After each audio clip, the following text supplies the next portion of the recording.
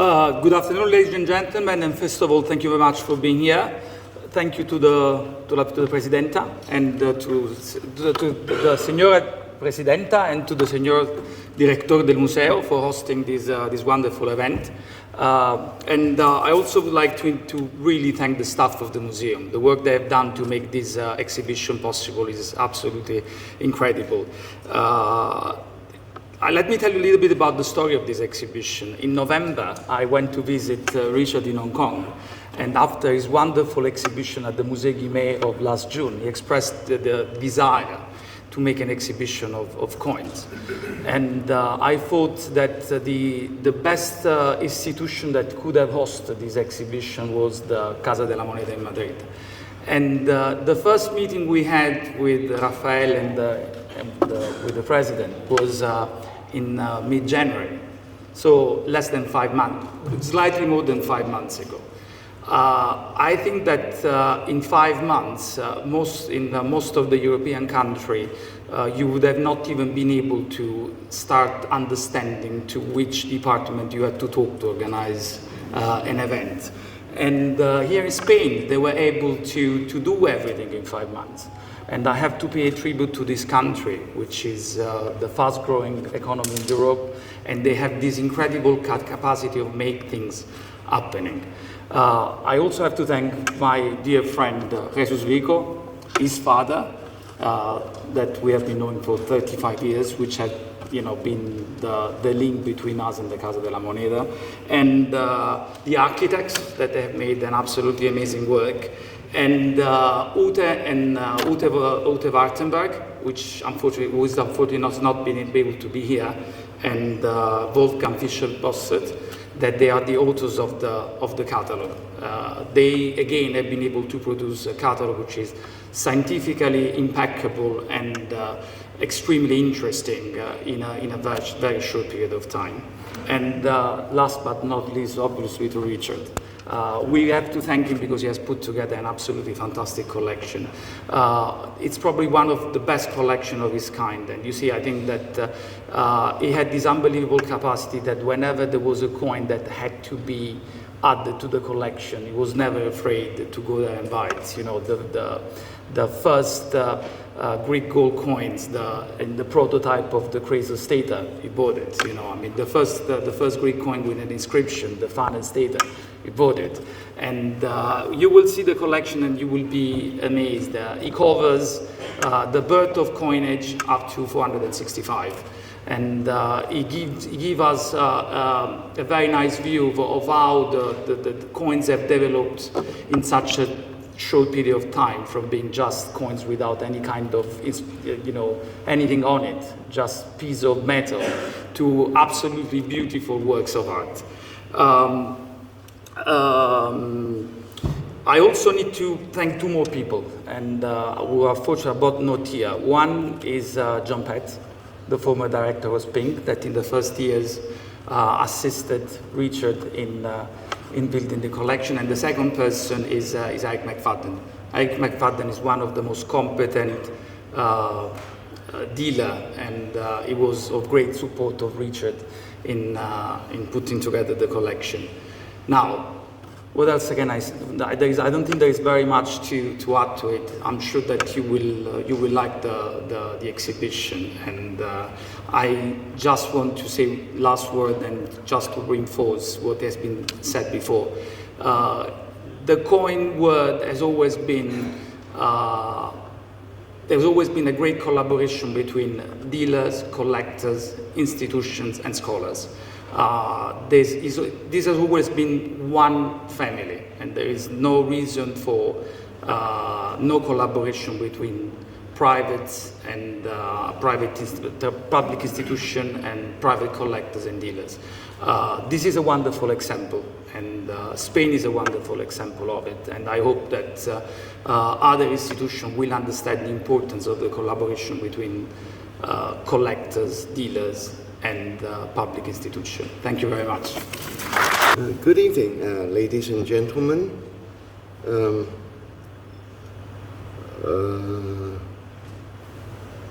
Signora Presidente, Cabres, Doctor, right? Doctor Director Varias. Well, and your team of staff of the museum, and after the barely several months of work, they've done a great job, and I must thank you wholeheartedly. Of course, I must not leave out those two gentlemen there. Arturo Russo, his brother somewhere, Giuliano, and the father and son team of Vico. And without the collective effort of these people, this event would not have been possible. So once again, thank you, and distinguished guests. It is more than coincidental that the opening of this exhibition today is almost 1 year from that of my Chinese monochrome ceramics exhibition in the Musée Guimet in Paris. Yesterday I had as guests to my private function Dr. Yannick Linz, that's the president of the Guimet, and her chief of staff, it's Jamel Aubichon. They were here and they visited the exhibition this morning, very much impressed. I think they took back some ideas. Obviously, they would not do Greek coins, but they would use the technique and the presentation for their future projects, which is very delightful. Well, I kind of hinted that I was introduced to the museum through the unfailing effort of Arturo and Jesus. Yeah? So everybody knows these two people. I mean, everybody here, because they are important people in the business. I think the museum, that's my guess. They're especially keen to have this exhibition because not so long ago they acquired the earliest series of Roman bronze coins. So it would make sense to have the earliest Greek coins to be a sort of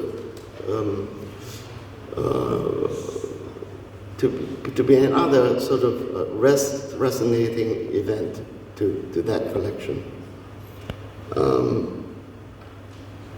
Well, this idea also appealed to me very much because my collecting period was exactly 34 years, not a short period by any means. And of course, initially I collected, I've been collecting the archaic period, the classical, and the Hellenistic periods. But of the three, the one that appealed to me most is the archaic period, because as the title suggests, it is the beginning of coinage. And there are lots of questions that friends ask me. For example, when did the coinage start in the Western world that covers Asia Minor? Which one is the first gold coin in this area? And things like that. And Arturo mentioned the prototype, so-called prototype, because it needs more evidence to support, but I think basically it is supported. The prototype to the first crescent, the gold coins decreed by King Croesus. And of course, it wouldn't be complete without the Aliatis, that was Croesus's father. So actually we can't be that strict. I mean, the beginning of coinage, of course, occupied the entire archaic period and a little bit of the classical period, but not the later part, of course. So this is important. I mean, theoretically, the archaic period was from the second or third quarter of the 7th century to 479, when the Persians were categorically defeated by the Greeks. Now, of course, another question often raised by people is what kind of material? Electrum, which is an alloy, as you all know, but I still need to say a few words, of about 50% gold, 40% silver, and a few percent of copper and some other elements of the periodic table. That's the electrum.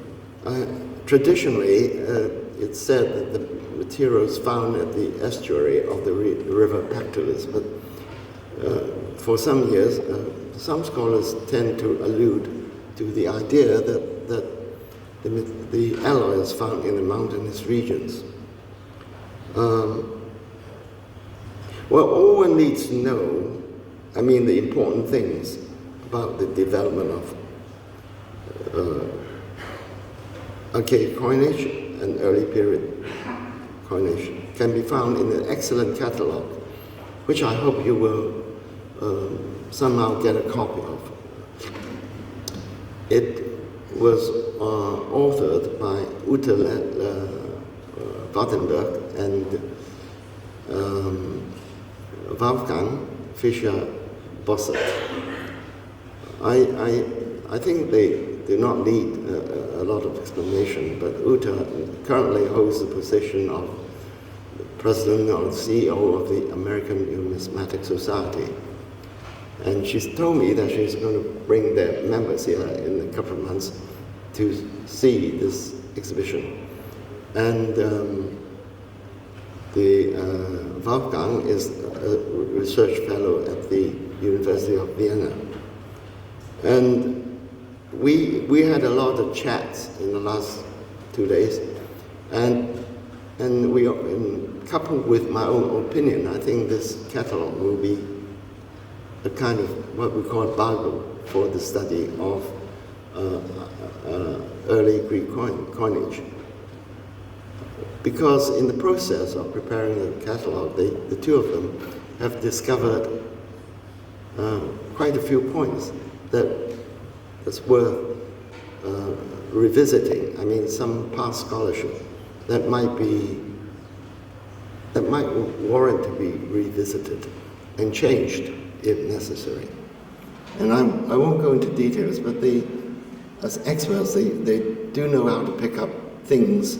And for instance, Uta said that because of a certain coin of the Perego-Macedonian tribes, the Titanoi, mine shows the herdsman putting his hand that way, whereas many years ago, Colin Crowe, the famous scholar at Oxford, he thought, because the hand was not very clear, he thought it was a flower.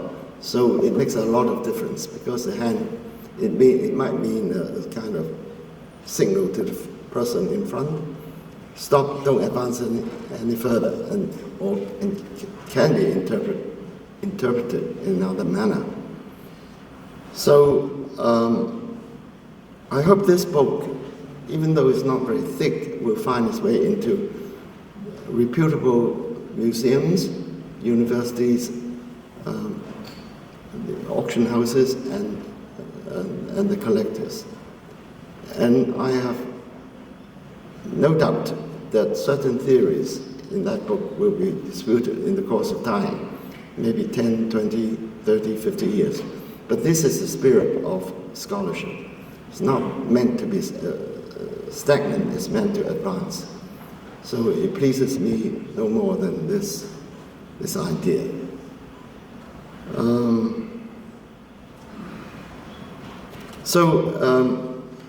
I've mentioned a few incidents in the 6th century, the 7th and 6th century, which were important, and they still are. For instance, the birth of coinage, the first materials, when gold was first introduced, the time of Croesus, and how it came about. and the beginning of coinage in the Greek city-states, notably the Vapenunzen series from Athens. Of course, the name is still disputed, whether it's brazen coinage or something else. And the farnes, of course, what is farnes? A symbol of Artemis, fire, or magistrate in Ephesus or somewhere else in that region. Now my concluding remark is that any topic that can recall the birth or beginning of a scholarly pursuit must be important. Although today we're moving away from the physical use of coinage, say Bitcoin and other visual media, and even banknotes, we're getting away from it. An understanding of the use of coinage since the 7th century BCE and an appreciation of Greek artistry in miniature form should forever have a place in human civilization and culture. Thank you very much. Muy buenas tardes a todos y a todos. Richard, I can't express by myself the emotion I feel when I see your coins. It's amazing. I think we share the same feeling, and I have no words. There's nothing I can say better than watching your collection, and I'd like to express my gratitude for the gift that you gave us, showing your collection here in our museum. Thank you, really, thank you very much.